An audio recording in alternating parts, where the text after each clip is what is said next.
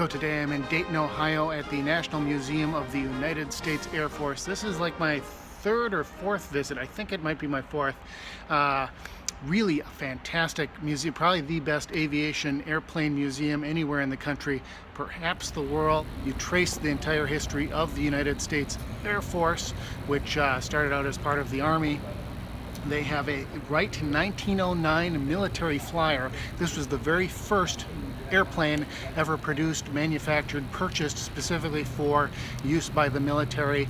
You go through and it's the World War I gallery. All the old cool biplanes and triplanes and dirigibles and all, you name it, they've got all kinds of just amazing stuff. It's like, it blows the mind that people actually flew in these things and fought dogfights and things there. Wood and canvas and leather and holy cow. From there you go over into the World War II gallery.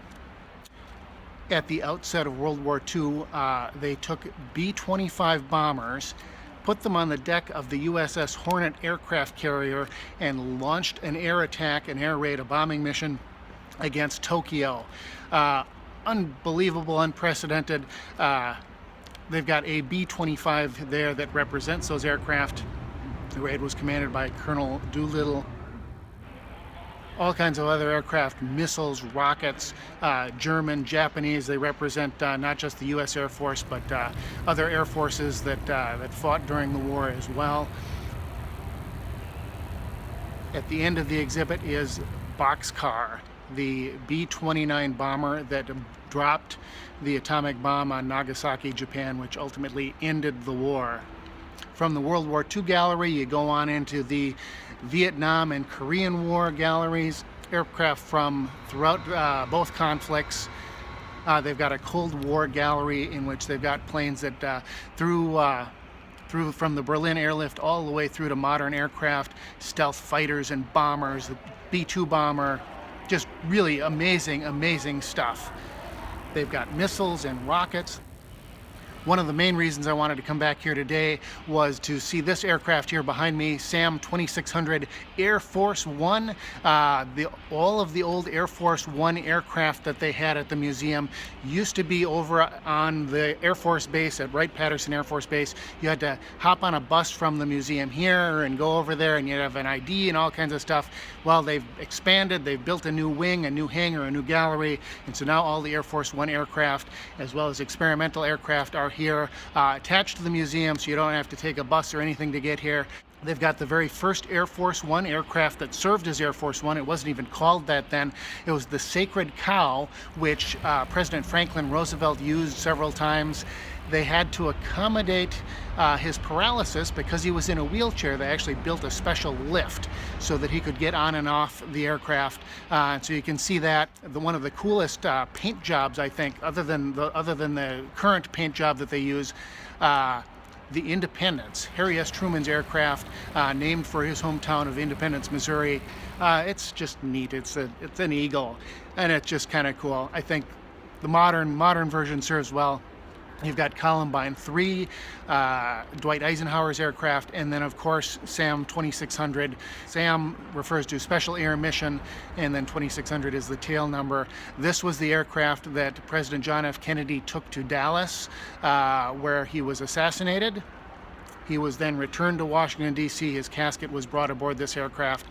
This is also the aircraft then where President Lyndon Johnson then was sworn into office, sitting on the tarmac there at Love Field in Dallas. Lots of other cool stuff. Of course, John F. Kennedy decided, hey, let's go to the moon. They've got the Apollo 15 command module, actual spacecraft that flew to the moon and back.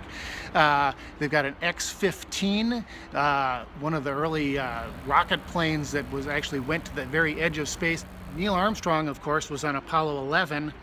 The X-15, he flew one of those too at one time. This isn't one of the ones that he flew, I asked. But if you want to find out more about Neil Armstrong, if you've got time, if you're in the Dayton area, north of here about an hour and a half or so is Wapakoneta. There is the Neil Armstrong Air and Space Museum. Exhibits on Neil Armstrong's life. That's the town where he grew up in. You can actually see his boyhood home. It's a private residence, so don't go up and knock on the door or ring the doorbell. As I understand it, it's still owned by the Armstrong family. They rent it out, but there's a big sign out front. Eagles Landing, I think is what it says. And so you can check that out. Other cool stuff in the Dayton area.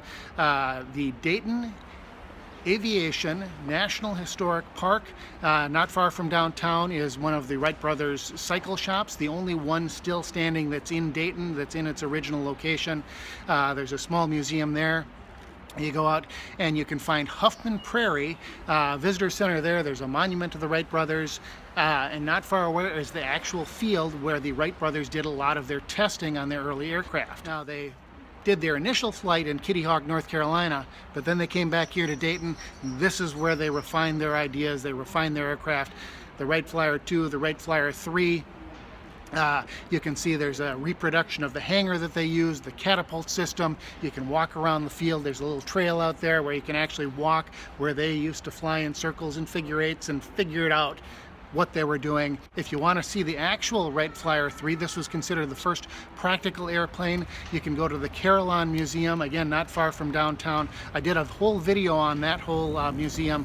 Check that out as well. And then if you really have time and you're really into this, one time I was here, so I went and I found the Wright brothers grave sites. Paid my respects. So that's it for now. Whole lot of stuff to see here. I'm going to continue to look around. I've got a little bit more time today than I usually do. Don't have to fly home till later this afternoon. So until next time,